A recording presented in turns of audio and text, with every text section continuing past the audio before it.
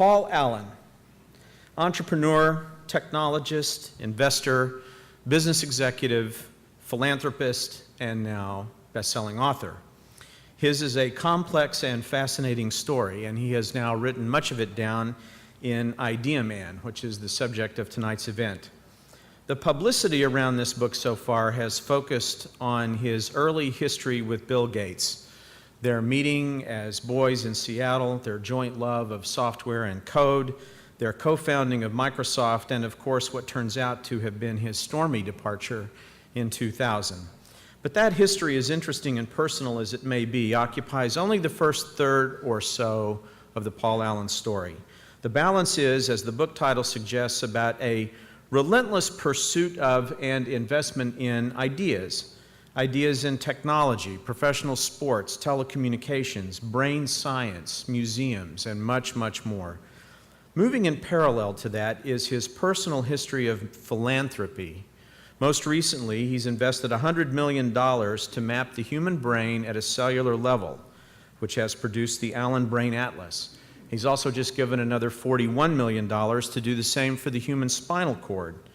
Those are just two of hundreds of philanthropic efforts he's undertaken in the last 20 years, many with his sister Jody. In conversation with Paul tonight, as Clark mentioned, is Jose Antonio Vargas. At the age of 23, Jose Antonio Vargas joined the Washington Post. He worked his way up through the ranks and became the paper's chief writer on new media, social media, and technology. But as a writer, Jose is nothing if not versatile. Still at the Post, in the aftermath of the shooting rampage at Virginia Tech in 2007, Vargas contacted an eyewitness through Facebook. His reporting with that witness won him a piece of the paper's Pulitzer Prize. He also wrote a groundbreaking series on AIDS in DC, which is the subject of a forthcoming documentary. He now writes for the Huffington Post and for the New Yorker. One of his most notable recent pieces was on Mark Zuckerberg, including a report from our event with Mark and David Kirkpatrick last summer. Among other pursuits, he serves on the advisory board for the Knight Batten Award for Innovation in Journalism, and I should add, and he's very proud of this, he is a local guy. He is a 2000 graduate of Mountain View High School, 2000, and a 2004 graduate of San Francisco State University. So that gives you a little level set on where Jose is in the age spectrum compared to all the rest of us. Please join me in welcoming Jose Antonio Vargas and Paul Allen. I should just begin by saying that sometimes you just can't really trust the media. And I'm saying this... No idea what you mean. And I'm saying this as somebody who comes from the media. I think we tend to kind of, oversimplify, we sensationalize. I think we care more about kind of the tension and conflict, and less about kind of depth and context. And I'm saying this because, judging by the excerpt on 60 Minutes, the segment on 60 Minutes, the excerpt from Vanity Fair, some reviews, some blogs, you would think that, that your book is like something out of the Social Network of the 1980s or something. It's like a Bill Gates versus Paul Allen slam fest. I think somebody said that you were the bitter billionaire. And so I'm reading this stuff, and then I finally actually read the book. Right. And then I'm like, wait up a second, did they read the exact same book that I just read?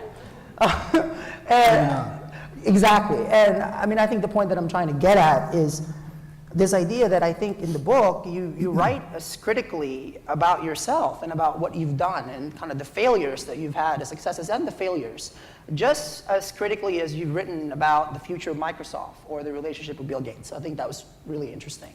And actually, that's kind of where I wanted to start off is, you've been ubiquitous on my Google alert in the past 2 months now, and you're in this promotional book tour, and I'm just curious, what has surprised you the most about how people have reacted to the book? What has been the biggest surprise? Well, I think there's been a number of things. I think in my life I've been fortunate to be involved with so many different things. Obviously, my involvement with Microsoft will always be the signature achievement, although I have high hopes for what the Brain Institute's doing now. We'll talk about that later. Yeah, definitely. But I've been involved in so many different things that, if anybody tries to pigeonhole me into one area. It's hard to do. I think they struggle to do that. And you've said this in the book, and you also said in the interviews, that writing this book was one of the hardest things you've ever done. Why do you say that? Well, I mean, I'd been thinking about doing a book for years, and then I got very, very ill, and during that period, I just decided now was the time to do the book, because I wasn't sure I was going to be around to see the book published. So I would get up every day feeling very fatigued and from chemotherapy and everything, and I'd work on the book. And then after the first drafts were finished, then my my old heritage as a programmer kind of came back to the fore, and I would meticulously go through and edit and change and rephrase, and especially the technical details, you try to make them digestible for the lay public, but yet give them a sense, give everybody a sense of what it was like, and I hope I did that. But I went through every word in the book 8 times, and I don't need to read it again. I mean, in terms of, was it hard though? I mean, a lot of people I think have made the mistake of saying that you've been a recluse. I think you've just been private. I think there's a difference between the two words. Has it been hard being so public about some of the stuff? I mean, some of the stuff that you write in the book, and of course I'm talking about some of the anecdotes concerning Bill Gates, are just downright I'm waiting for the Hollywood version of how this is all going to play out. I mean, is it tough to do that so publicly? How does that feel? Well, when you write an autobiography like this, I mean, I think you're faced with a choice.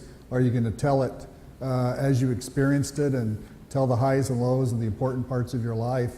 And I just chose to do that in a very unvarnished, warts and all way, because I thought that was really what it deserved, and people deserved to hear. And I feel like I made I had some signature successes and some things that didn't work out as well. But technology and other things, that happens. Not everything. You're not going to bat 1,000 in anything in technology.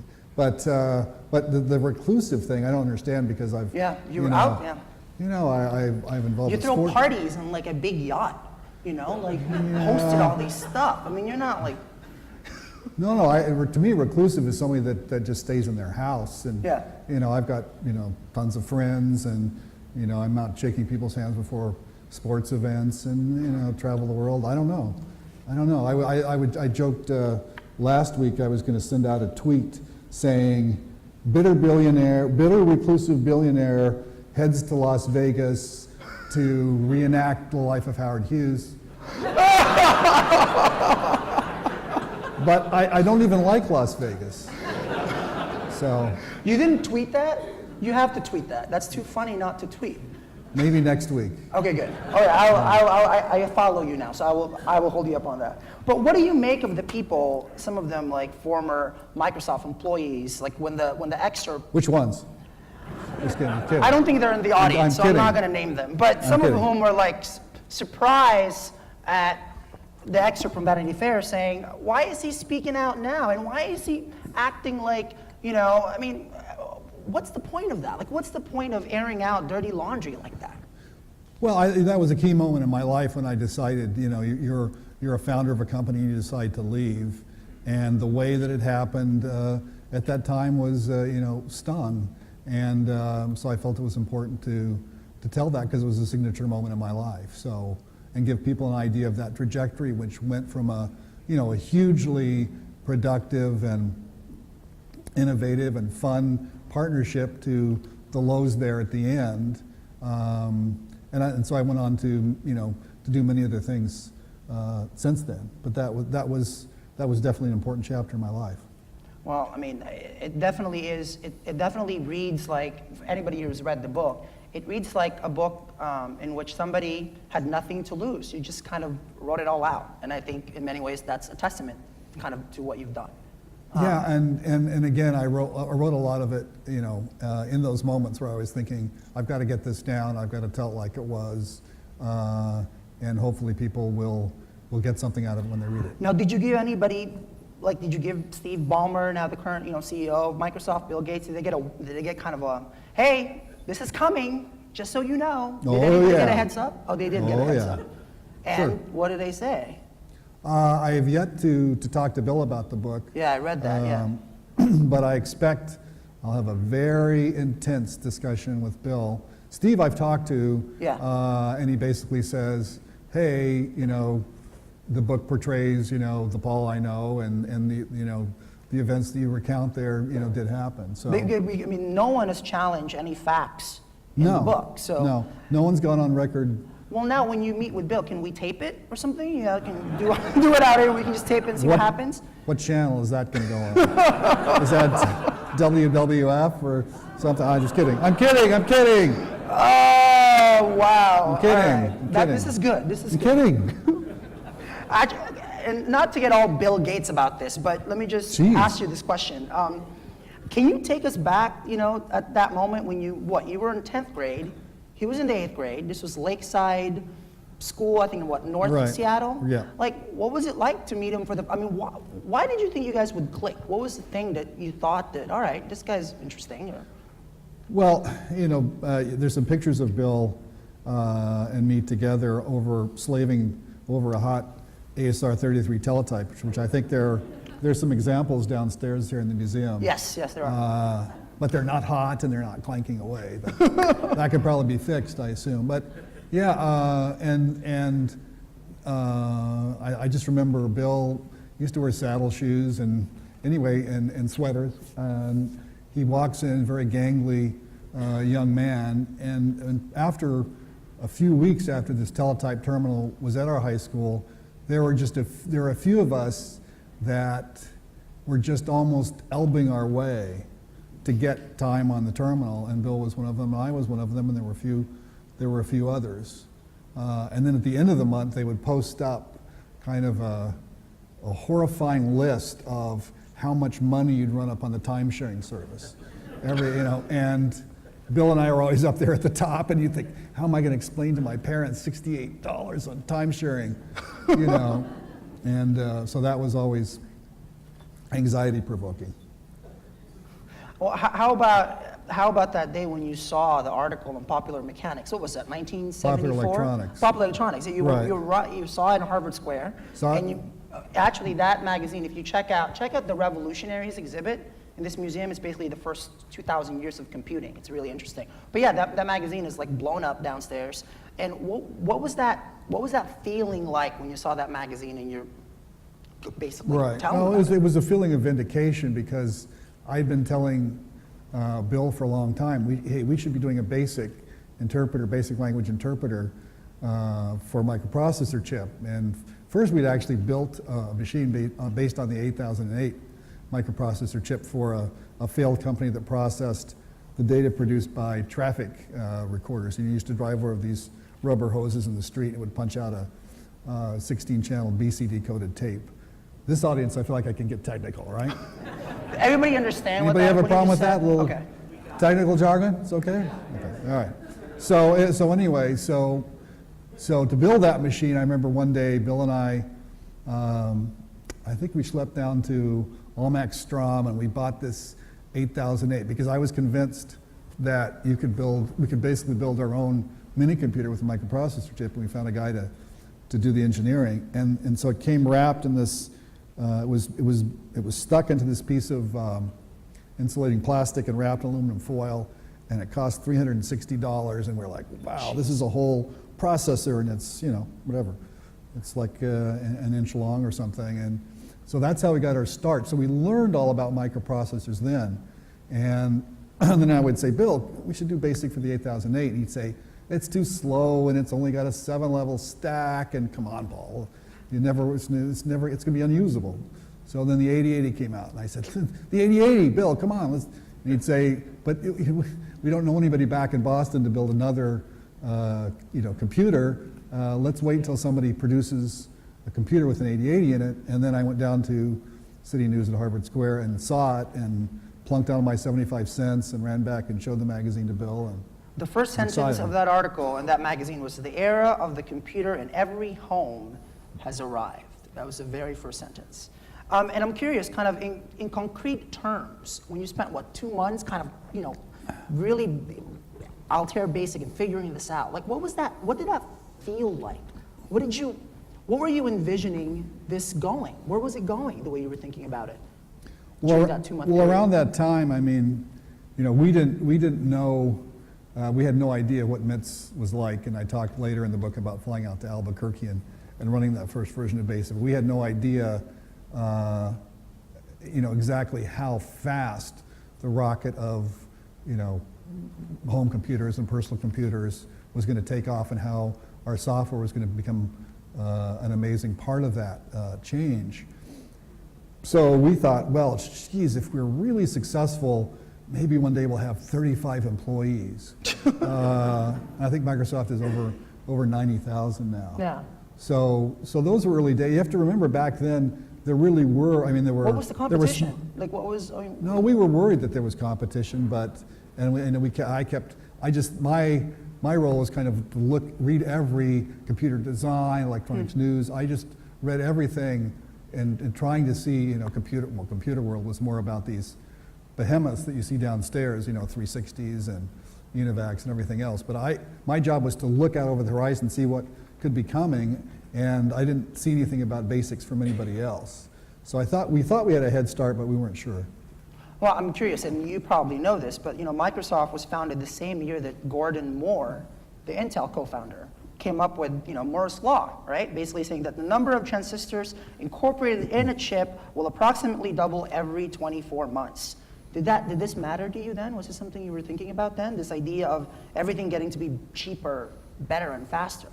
Well, you could see the trend, because Yeah. the first chip I was aware of was the 4004, then the 8008, of course, which we built that first machine on, and that's actually in a museum, in the Natural History Museum in Albuquerque, and then the 8080. So you were aware that the chips were getting so much better and so much faster and cheaper. And now, of course, every component of like a portable device or a computer, every part of it gets cheaper and faster and better every year. So it's been amazing. I mean, you knew that trend was happening. You didn't know it as necessarily as Moore's law at the time, but it was obviously happening in that way. And I swear this is my last Bill Gates question. I'm not going to Leslie Stahl my way through this conversation. Don't worry. It's going to be, but you guys have your question cards, so please feel free to write questions there, and we're going to gather some later. But, you know, actually I thought the most interesting passage about Bill Gates in the book is when you wrote, quote, "I left Microsoft a quarter century before Bill did, and we both had our signal triumphs since then. But in certain respects, neither of us has been quite as good alone as we were together." So I'm reading this and I'm thinking to myself, wait up. So is he trying to say that what would have happened if you would have stayed at Microsoft? What would have happened, you know, in the past 10 years that's been going on that Microsoft has fallen by the wayside? Not the wayside, but clearly isn't as sexy as Facebook or Twitter or Google. Like, do you ever think about what would have happened if you would have stayed? Oh, I've thought about it. I mean, in technology, I mean, we just accomplished some amazing things, and Bill was an amazingly, to use Microsoft language, hardcore business person that did, and the company did super well, certainly in the years, you know, right after I left. I think it's had more challenges recently. We'll probably talk about that in a few minutes, but yeah, you just think how, you know, I mean, in retrospect, you know, how lucky was I to have a partner as capable as Bill Gates, and then, you know, we worked shoulder to shoulder writing that initial code, and you know, I brought my ideas to the table. So yeah, of course, I'd like to think that if I'd stayed there, I could have affected the course of things. But I had, when I left, I had really wasn't planning on staying. I wanted to start a new chapter in my life and do other things, and I actually tried to retire at age 30, which lasted for about 18 months. And what did you do?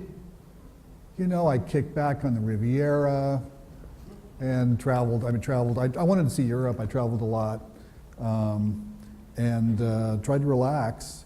The problem is, if you're a creative person, a technologist, that only lasts for so long, and then you want to be involved in creating something again.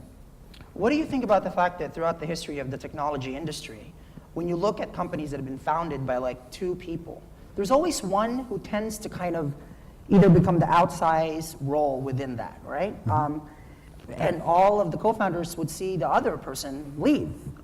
What does it say, you think, about the nature of friendships when you do these kind of startups and you have two people involved? What does that say about that? Well, I think it can definitely depend on the personalities and the dynamic between the two people. I also think that, some people are more technological or that's just their bent. I wasn't attracted to sales and marketing in the same way I was attracted to following what the next microprocessor chip or the next product we should be doing was, and those kinds of questions. So over time, as Bill, was in those roles and the company was actually growing more in those areas, there became, our roles became different. I was solely focused on technical things, and Bill was focused on a whole slate of non-technical things and some technical things. So as these roles evolve over time, so is the case with Microsoft.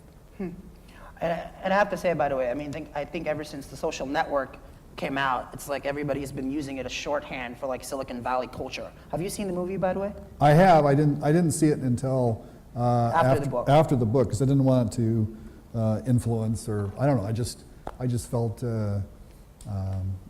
it might have some effect. Maybe perhaps it wouldn't have. It was really strange to see the echoes of some of the things that happened, like to see there's a shot of Harvard Square. I got the magazine very beginning. early in the movie. And I went, wait a minute, I was there in 1974, so that was and then some of the other things that happened. So it was interesting. I think it was very well made. It's funny, by the way, like in the book when you were talking about how you guys would sit down, eat like pepperoni pizza or sliders, and we'd be thinking about what if we could start a company someday. When I interviewed Zuckerberg for the New Yorker, when I did the profile, it was interesting. He actually had the exact same. We would be sitting in a pizza place thinking about how we could start the next this or the next that. So I guess it doesn't really change in terms of that kind of culture. There's something in that pizza in Boston. I don't know what it is. Which actually probably something in, I don't know what the equivalent. What's the equivalent in Palo Alto? I don't know. Sushi? Because because we're cooler and hipper and more diverse. We're cooler and hipper and more diverse. That's why it's sushi. Okay. Yes. And which actually brings me to this point, because you said that you thought about, that you basically had retired by 30, right? I'm looking, and of course that lasted 18 months, but I'm looking here in the Valley at people like, Jack Dorsey or Zuckerberg that are leading their own companies. Like, what advice would you give them, as somebody who's gone through that process of helping start something, and like, this is their life, this is what they're doing. Would you tell them to just take a break, or what would you tell them? Well, the other thing that influenced my departure, of course, was my health, and I didn't know, the doctors basically said they thought I was cured at age 30, but I didn't know that, so that was also a big wake-up call, a big factor, a big wake-up call. But if there's certain things that I don't think they're that mysterious, but you have to be eternally vigilant about new platforms coming down the pike, and if you think about Facebook and Twitter, both of those could have been created earlier. There used to be a thing called MySpace not that long ago. Yeah, I was on it. You were? I was for like 3 weeks. Okay. But you can, when a new platform comes along and evolves more rapidly, you can be obsoleted quickly. So you got to be incredibly vigilant. You have to hire the best people and retain them, which in Silicon Valley, the reason we didn't move Microsoft to Silicon Valley was because Bill said, but Paul, in Silicon Valley, everybody changes jobs in 18 months. Is it still true? That was in 1977. It's still true. Still true. So we said, yeah, Seattle, rain. Don't want to go outside. It's in front of your terminal. So anyway, and of course our families were there. So there's there's hiring and retaining great people.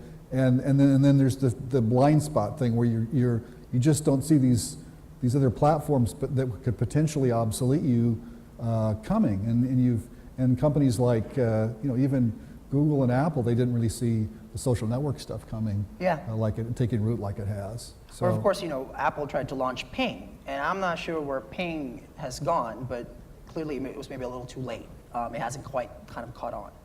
Which actually brings me to this question. You know, Microsoft celebrated its, 36th birthday earlier this month. 36th birthday. I'm curious, like, where do you think Microsoft is now in relation to, say, Google, Facebook, Apple? What you call, by the way, in the book as, what is it? High-tech hellhounds. Can you define that? Why did you call them high-tech hellhounds? Those damn hellhounds, yeah. Yeah, that's from an old, actually, that phrase is from a blues song. But anyway, hellhounds, because Hellhounds on My Trail, I think, is the name of the song. But yeah, I mean, Microsoft always had a lot of competition, but the competition today is incredibly fierce from, the companies we've already talked about. And so, they're trying to fight kind of a multi-front war, and it's hard to innovate. I mean, to get people to change their habits, Behavior. their Change behavior, the yeah. inertia is pretty strong. So if you want to change someone to a different search engine, it has to be as good and better, or a social network, or a mobile phone platform. So they're working in a number of those areas, and I have friends over there, and I certainly encourage them and try to give them an idea now and then. But it's a big challenge, as it is for companies, Apple trying to do paying or something. It's a challenge to come from not having a position to being a major influencer in that area. So that's just the lay of the land right now. Is that saying that Microsoft is behind all those three companies? Is that? No, just saying in some of these areas. I mean, enterprise. There are other areas like the PC and enterprise software. Microsoft has a great position, is superbly profitable and has some great people. But competing in all those different areas, that's another thing. You got to pick sometimes you have to pick your spots. And Microsoft also is in game platforms too, where they have a. Hey, I like Halo. Halo's great. Connect, come on. Oh, Connect, yes, that's true, Connect. yes. Yeah. But what I think is interesting is, let's not let it be said that, Microsoft is still an influential, incredible company that's been so woven into our lives. I mean, I grew up, Microsoft Word, PC, right? I think we kind of have forgotten that it's even there. It's so woven into our lives. But you've written in the book about what you called its breathtaking fall from grace. You wrote, I'm quoting you to yourself, "It wasn't so long ago that Microsoft stood by the slogan that Bill and I followed at the start. We set the standards. But there's no one in Redmond, speaking privately and candidly, who would make that claim today." Well, I think I was referring to new standards for Yes, to new standards for platforms. platforms. I mean, Microsoft has an amazing position. They have the leadership position on the PC, but we're all carrying around. There's different kinds of mobile devices, Yeah. and now tablets have taken the field too. And people are there's going to be an incredible battle between different tablet suppliers too. So when these new platforms come down the pike, it's incumbent on you to really internalize that and mount your attack to keep your amazing engine going in these new areas. And Microsoft has been lagging in some of these areas, and I'm very straightforward about that in the book. I mean, and I mean, you basically said that, if Microsoft fails to catch up in mobile, it's in for a long, slow slide. What do you think strategy-wise can Microsoft do with Windows Mobile to kind of get it up in the same, for example, the market share is nowhere near where BlackBerry, in terms of the software for the BlackBerry or the iPhone or even the Android. Like, what do you think Microsoft can do? Well, on any time you're challenged by, when you're coming from behind on a platform, you have to meet the capabilities and then have some things that are persuasive to get people to switch, because people won't switch unless something is dramatically better. I mean, look at the example of Google. There was a time when there was, there must have been there was Yahoo and 5 other search engines, yeah. And then they came up with something better. Yeah. So to really take back huge chunks of market share, you've got to meet and beat, and that requires shorter development cycles, maybe your best people, agility, and focus. A lot of focus. I mean, you've said that Steve Ballmer has one of the toughest jobs in the world right now. If you could give him what advice? Like, what would it be? Oh, I've given him advice. Such as? Well, obviously some of those Careful, are private conversations, so. Oh, but it's okay. We're friends. Like, this I is thought, cool. I thought C-SPAN was here. No, they're not No? here. It's just something else. But yeah, so I'm curious. What was the advice? No, just the kinds of things we've been talking about. How can you know, what areas to improve some of these products, and if you start talking about tablets, you know. Yeah, where is Microsoft on the tablet? Where's that going? You should talk to someone from Microsoft, but they're very focused on that. But I don't want to speak for Microsoft's product strategy. Well, I mean, I'm curious from an investment perspective. I was actually, of course, doing some reading on you, and a business reporter once wrote that you suffered from a sort of investor's attention deficit disorder. That there was one point that you invested in more than 100 internet media and communications companies, and the missteps, miscalculations have been costly. So I'm just curious, like, what has been in your mind from an investment standpoint? And don't worry, I'm going to ask about the biggest success. So I'm not just going to ask you to talk about the Well, that's a failure. relief. But I'm curious, from your perspective, what has been, you think, the biggest failure for you, the most costly? The most costly by far was Charter Communications. I felt that cable was potentially a new platform because they were going to have high-speed pipes into millions and millions of homes, which back then they didn't, and now they do. But the product cycle in cable is very slow compared to anything else, just about. So to put new set-top boxes and take advantage of those capabilities took longer than I expected, but the actual delivery of data into people's homes has been fantastically successful for cable. But the main problem with Charter was just the amount of leverage, which was too high. Well, how about in terms of... But in terms of the breadth of things... Yeah, I mean you've what, Ticketmaster? I mean, of course, that wasn't a success. You made money off that. Yeah, you made money off Ticketmaster, invested in AOL. AOL early, sold too early, Priceline, many other things, and started ESPN, what's now ESPN.com, sold that to Disney. So many successes along the way, but you invest, if you invest in it during the internet bubble or something, a bubble's a bubble, so everyone's going to get, going to have some painful experiences during a bubble too. So I've tried to do many different things and had some great successes and some signature failures. So, and they're all I think they're pretty much the big ones, the big bad ones and the big good ones are mostly in the book. Yeah, and by the way, what would you consider the biggest successes investment-wise? DreamWorks, would you consider that part of that? No, Hollywood is so, the Hollywood mentality. Microsoft, just to give you an example, Microsoft, if we made a mistake or missed the trend or whatever, when I was there, we would just flagellate ourselves. How did we miss that? Are we going to catch up? And Hollywood, you say, but this movie, it's not that great, and box office was horrible. And they said, well, we've got another movie coming out. And so it's not, you don't have the post-analysis that you do in, I think a healthy post-analysis like you have in technology, good technology companies.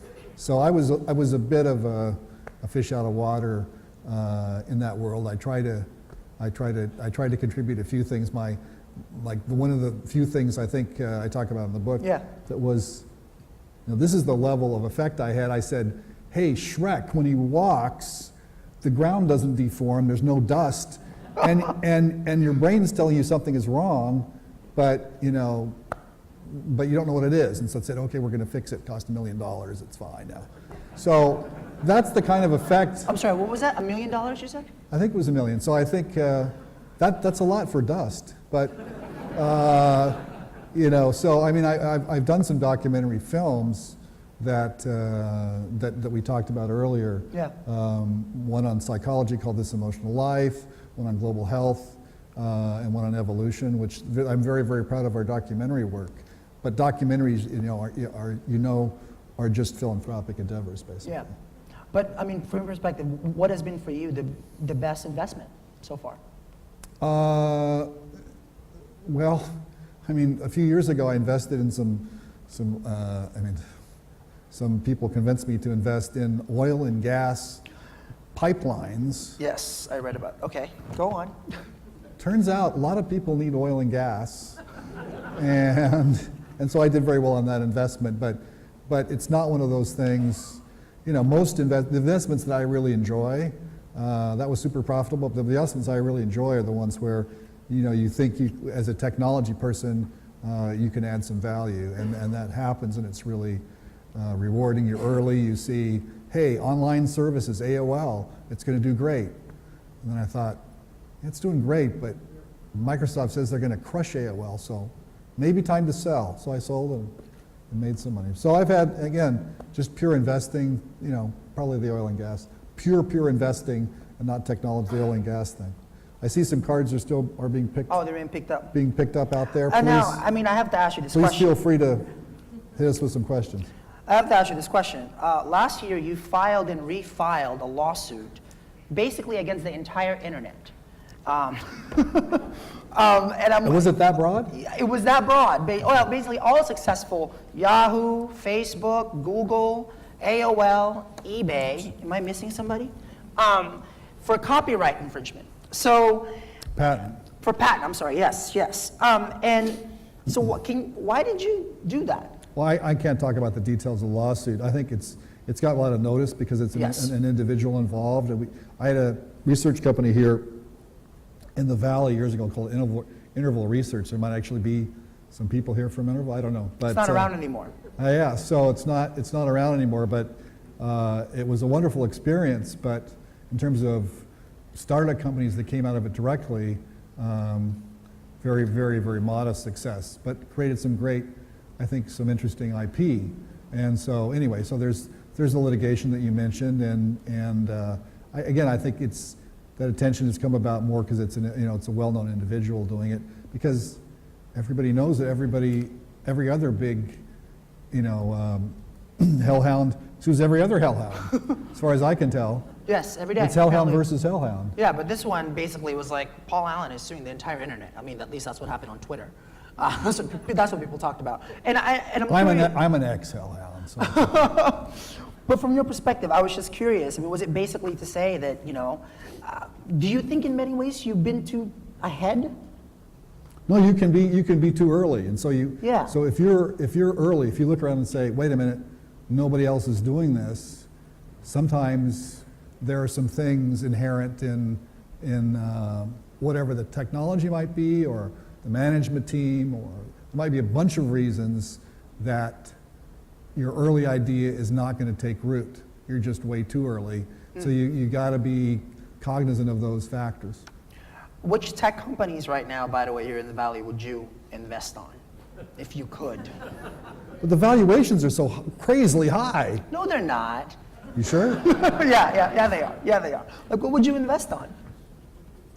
Again, I mean, I don't want to comment on any known companies. I think you do your best due diligence to make sure there's something really, really new and defensible. I mean, I've had a few ideas in the last couple of years, and I'd say, what if you did combine this with this? Because a lot of my best ideas are a combination of basic and then microprocessor chip or whatever. And I'd say, what about that? And then my staff would say, Paul, there's 20 companies doing that. And I'd say, geez, okay, well, so it's very, very crowded right now. So you have to be super aware of the competitive landscape and whether somebody else has momentum. I mean, I should point out, by the way, that when I was writing this up, this idea of owning a football team, right? The Seattle Seahawks, right? Mm-hmm. Basketball team, the Portland Trail Blazers. What is the score, by the way? When we were in the green room, he was basically looking at the scores. I think they were down $5 or something like that. You funded the first privately financed rocket to fly the edge of space. You founded your own music museum. You owned the guitar that Jimi Hendrix played at Woodstock. And apparently you also owned the chair that Captain Kirk sat at in the Star Wars movie. Is that true? Okay. It's a modified office chair, though, so Oh, okay. All right. it's not as impressive in person as it looks on the bridge of the Enterprise. And then there's this 8-level, 414 feet yacht. And in addition to I'm that, starting to feel bad. no, I'm just saying. I'm curious. I mean, as I'm writing all this stuff down, I'm thinking to myself, is there like anything that you wanted to do that you haven't actually done? Well, I think, we haven't talked about the brain yet, but there. Yes, we will, I mean, yeah. I think when you start talking about scientific problems or challenges, I mean, the fact that Spaceship One succeeded, nobody knew that. And it won a prize, and won right? the X Prize. Nobody knew Yeah. that was going to happen when we started. So sometimes, by being ambitious and trying to accomplish some of these things, sometimes you fail. Sometimes you never succeed to win a prize or get the product's not a success in the marketplace. But it's the ambition to try. That's you have a great team of people. That's just enthralling. So there are many challenges out there. I'm especially excited about anything related to the brain and what the Brain Institute's doing, and then artificial intelligence. I still have always had a nagging interest in, and we're starting to get some traction there. So, but I think you're talking about more things that are more related to Your personal life, in terms of everything that you've well, wanted if you're to talking do. about sheer fun, Yeah. I mean, I was just in Antarctica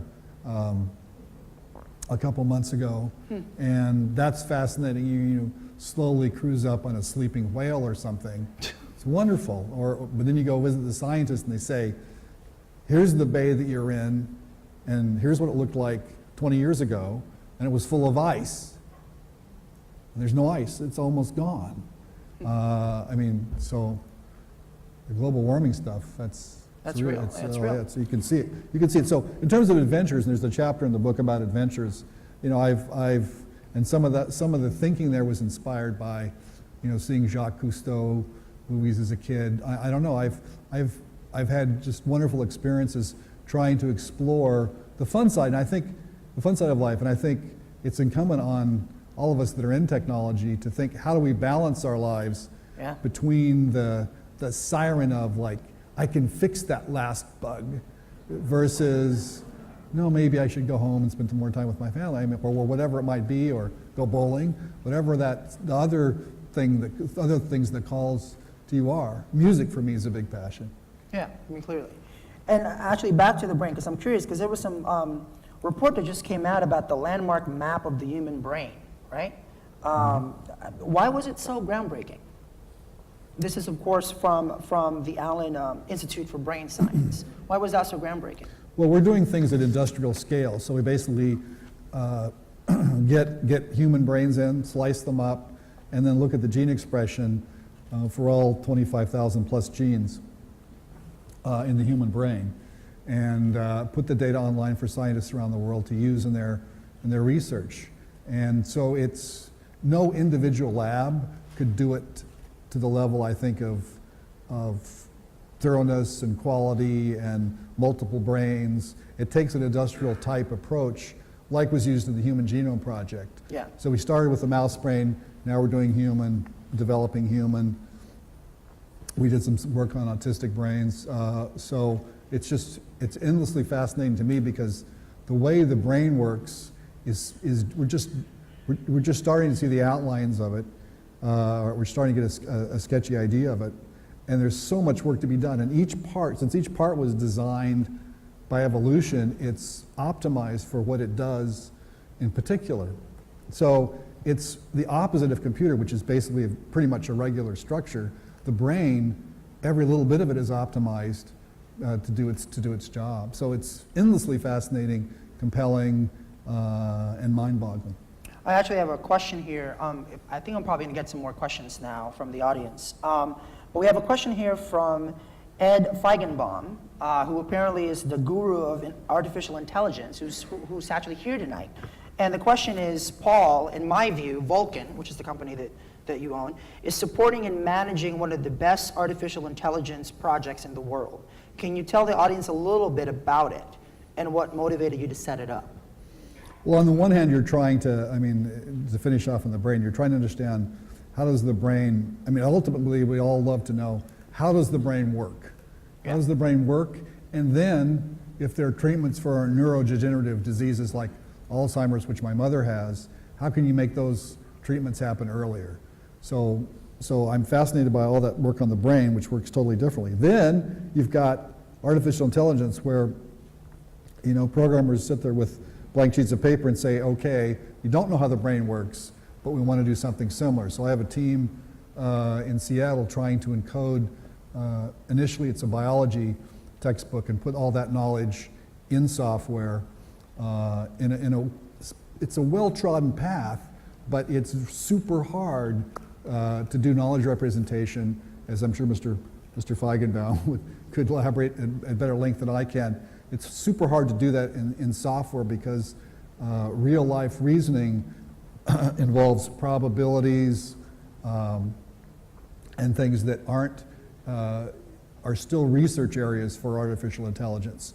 So we're moving down that path, and you can see 10, 20, 30 years down the road, maybe we'll have something really, really significant there and some more breakthroughs. But in the meantime, we're concentrating on getting a biology text inside computer software in a way that a student can ask questions and they'll get a coherent answer from the software. So it's really some groundbreaking work, and Mark Greaves and a team in Seattle are managing it. We actually have work done at SRI and many other places to forward that work. Would you say that right now, Project Halo, which is the Right. AI, and also the Institute, are those the two projects that you're most excited about right now? Yeah, I mean, I have a couple of little internet things that are incubating, but I mean, the brain and AI, those two things alone, you could spend many lifetimes trying to figure out ways to accelerate progress. So I'm just excited to be involved in those areas, and I'm looking out for other areas and other things that any philanthropy. I know I should stop for a second. I mean, philanthropy is a wonderful thing to be involved in, to be able to give back, because if you have signature success, I think it's incumbent on you to give back, and And you pledged last July, right? You Yeah, pledged- I'd always intended to give Yeah. the majority of my assets to philanthropy, and Bill called me up and said, would you join? And he's done so many, I mean, he's taken on some very, very tough problems in global health and Education. malaria and education. Those are huge problems. But I think if you're doing your own philanthropy, you have to say, okay, what appeals to me? Where can I make a difference in terms of the solution of this problem? So I'm really focused on the brain right now, All right, I'm going to ask some questions from the audience. and local philanthropy. Yeah, the Pacific Northwest has benefited, I think, was it nearly $1 billion, I think, in investment and in philanthropy in that area. So who was your mentor? Is it important to have one? That's one question. Well, I mean, I think through your life you have a series of people Got that it. have a positive influence and give you a chance to succeed. Obviously, my parents, that I talk about a lot in the book.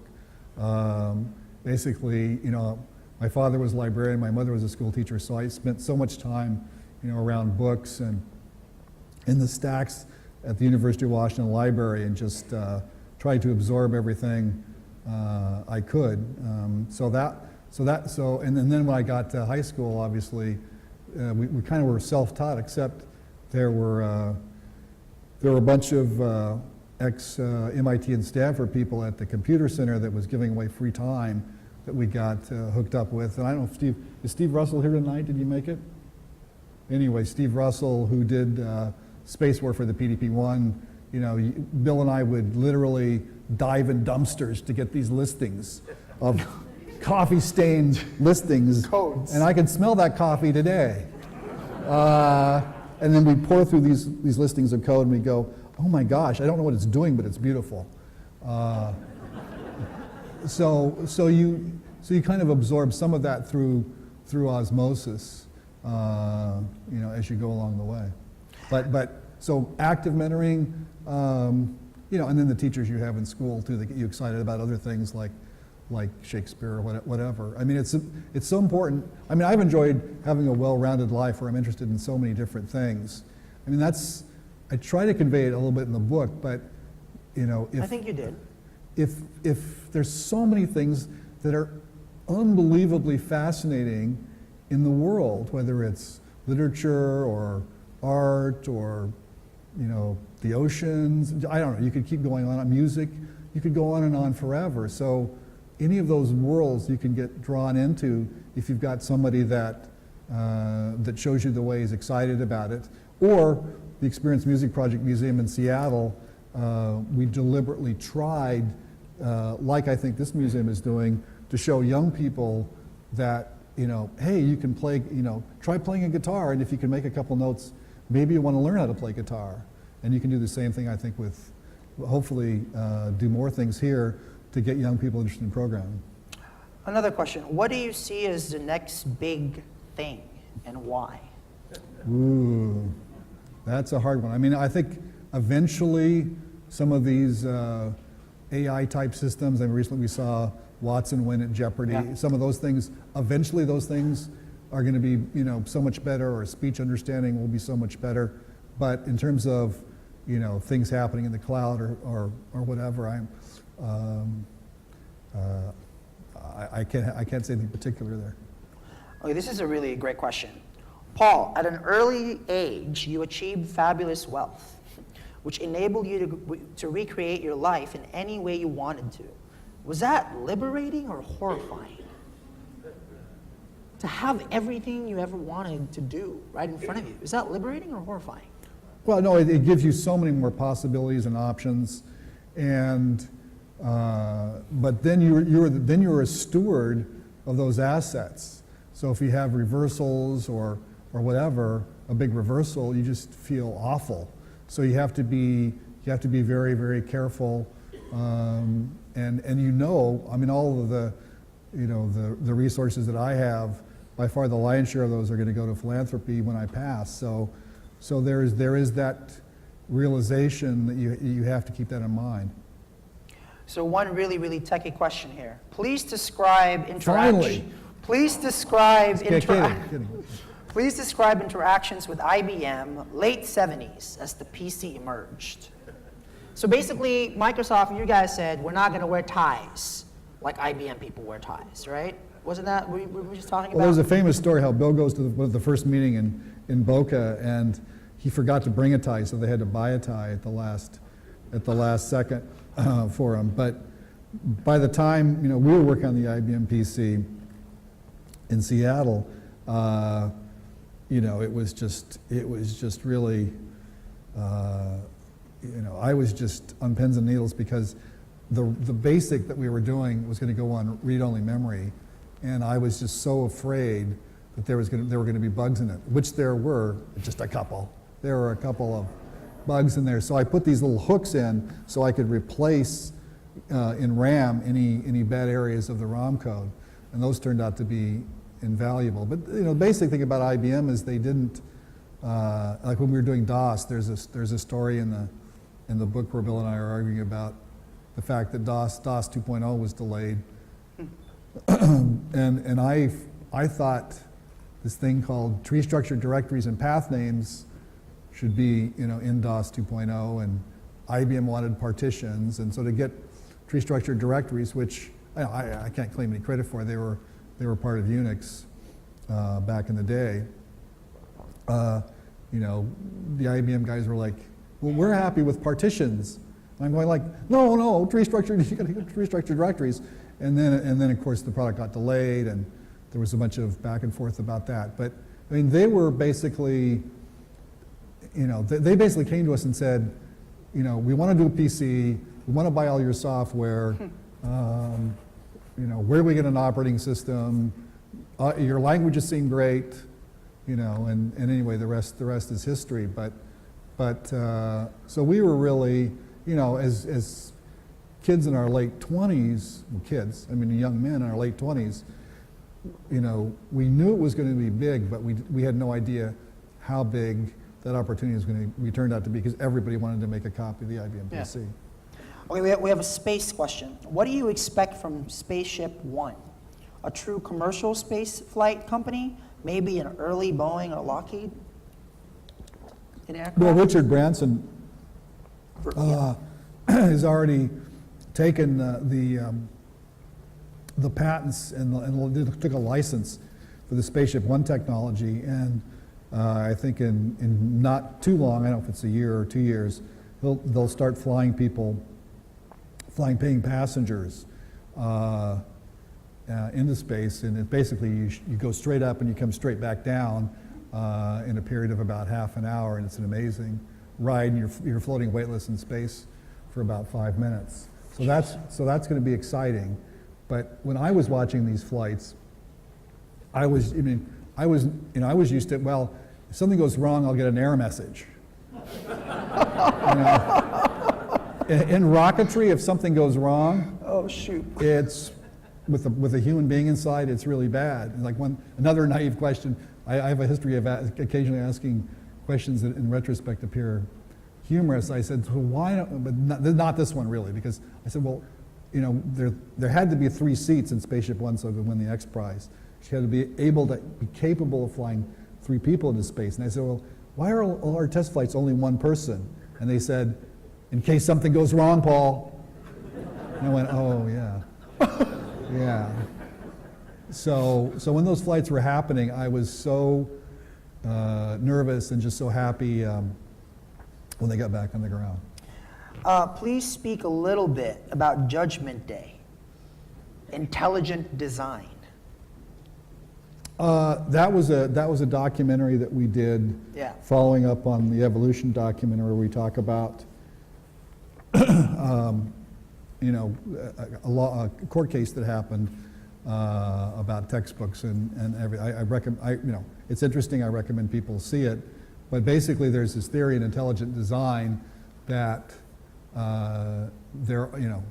people that just try to justify intelligent design say there aren't these intermediate forms. If you get a flagella on a bacteria or something like that, there's no way it could have been created other than by an intelligent designer.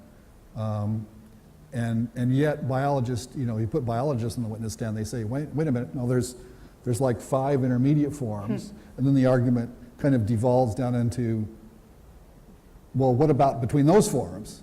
And then you go, wait a minute, well, we found this one. Well, there's still, so but basically there are the intermediate forms for all these things exist in some way. So, in my opinion, so that's what it's about. We have a question asking for advice for programmers. Creative trends. What's the future of programming? I feel a bit bad because I used to just, when there was a new programming language, I would just, get a manual. Now of course, you just go online and look at a PDF or something. I would read the manual and I'd say, well, that's really cool, but that's like, that other stuff over there, that's like worse than any other language I've ever seen. So there's so many new languages that come down the pike, and since I was programming, and last time I programmed, was like 1980, I don't know, and 80 what? 80, I want to say 87 maybe. I was 6. No, I'm just saying for and context. You were already programming? No, I wasn't. I'm just saying for context. Kidding. And I was the only person in the company that knew how to write assembler code. So I got to write some assembler code that they could call with a C++ routine or something. So I don't know. If I was a programmer today, I would study. It's fun just to pick the right language if your employer lets you pick the language. And you've seen companies like Google are still trying to innovate in languages, and but in the end, all these tools you can do anything you want in these tools. It's just a matter of how fast can you get there, and sometimes you get so caught up in the tool itself and picking the right tool that you lose 3 months on your schedule. But I'm just kidding. But but programming is great, but I have to say I get bugged sometimes when I'll be talking to one of my project teams, and they'll say, we have like this 2 years of legacy code, so we refactored it. And we used to say rewrote it, but now everything gets refactored, and it sounds a lot better. I'm not sure, but I'm not sure it is that much better. I got actually 4 questions here, all about what it was like to face your mortality. And I actually think I wanted to bring up the fact in the book you actually thank 2 doctors, right? Because you were diagnosed and recovered from cancer twice. Was it nearly 30 years was the time difference? Same doctor. Same doctor. I'm curious, what was the difference? He's between- good. I mean, you said when you were first diagnosed the first time, you said that it was a wake-up call. Turns out the alarm can go off more than once. In late 2009, when you got diagnosed for the second time, like what went through your head? Well, I mean, the first time when you have when I had Hodgkin's disease, they actually developed the treatment that I had here at Stanford. In fact, I was just in the Stanford book. I love bookstores. So I was in the Stanford bookstore today, and there was a book about this doctor. I think it was Dr. Henry Kaplan that developed the treatment for radiation treatment for Hodgkin's disease. And so they tell you when you get this radiation, look, we're giving you the amount of radiation basically that the body can stand, and that at some period of time, maybe 20 or 30 years, there may be repercussions of having that radiation. But you know, when you're 30 and you have a life-threatening illness, it's just a shock. You can't believe it, and then it takes a while to realize you're going to be, you have the chance to be okay. At least I had that chance. This last situation, I just knew I was really, really sick, and it had advanced. It was an advanced case, so. Stage 4, right? Yeah, stage 4. So, but they had the kind of the standard. I mean, it was like one of those things where they call you up and they say, just kind of in a weird echo. When I was first sick, they called me up and they said, okay, we found some bad cells, and that's just that moment where your blood runs cold. And then you meet with the oncologist and he says, well, actually it's this, they called it garden variety, large B cell lymphoma, whatever. And he said it's actually, the good news, you know, the bad news is it's progressed, the good news is it's curable. So I consider myself very lucky. I'm going to ask one more question from the audience. I'm going to ask then my last question. How does your attitude towards living life reflect your 2 battles with mortality? Well, again, I'll get back to the balance point. Yeah. I think you have to think about, you know, all the things you do, you know, to enjoy, you know, work and creating things. But there's so many other parts of life that you need to do justice to and explore. And so to find that balance is such an important thing. And when these things happen, you realize the importance of you know, key friends and family. And then you ask yourself, and if I only have limited time, what do I focus on? So you do go through that soul-searching process. Lastly, I kind of wanted to go back to like Lakeside School. When you were in 10th grade, you was in 8th grade, and you were dumpster diving, looking for codes, right? If that were to happen like now in 2011, in this age of, you know, apps and mobile devices and Facebook and Twitter and Google and Bing and everything else, what do you think would an 8th grader and a 10th grader be looking for in that dumpster? And what would they build? Well, I'm not sure how many listings people make anymore, That's much true. less coffee stained. Well, coffee stained, at least in Seattle, I'm sure there's still coffee stained. But, you know, I think today the rate at which young people adopt new technology is breathtaking. Yeah. And we were talking earlier about how do you get them excited about becoming programmers or developing things. There's so many kids today that are excited to spend hours online, you know, playing this role-playing thing or this first-person shooter, whatever. I was interested in how anything worked internally. In the mind, yeah. How does it do graphics that look that great? And those are the engineers of the future, so we really have to put on our thinking caps and try to figure out how to get, you know, kids today excited about being the creators of tomorrow. I think I'm going to invite John up here. I should say, by the way, you know, I grew up here. I went to Mountain View High School. I grew up like a few blocks from here. Right. And what's interesting is going through the museum downstairs and kind of, again, the first 2,000 years of computer. For me, like, you were there during the birth of the personal computer revolution. I am somebody who has directly benefited from that revolution. Who has been able to basically create like a life for myself because the internet and computing was the way to go. So I just wanted to personally thank you for that. Well, thank you. Yeah. Thank you so much for Please being Thanks, join me here. in everybody. thanking them, ladies and gentlemen.